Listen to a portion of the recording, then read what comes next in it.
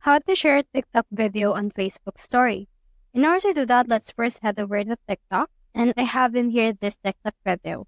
So you can click on this share icon right here. And then from in there, you can see this.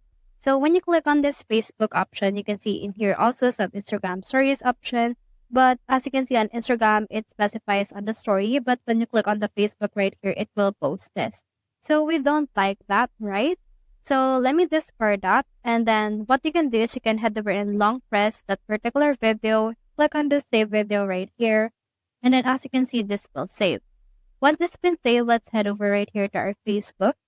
And then let's click on the create story. And then let's head over and allow access to our camera roll. And then from in there, you can see this video. So what you can do is you can click on the share option right here once you have attached that particular video. So that's how you share a TikTok video on Facebook story. Hope we help.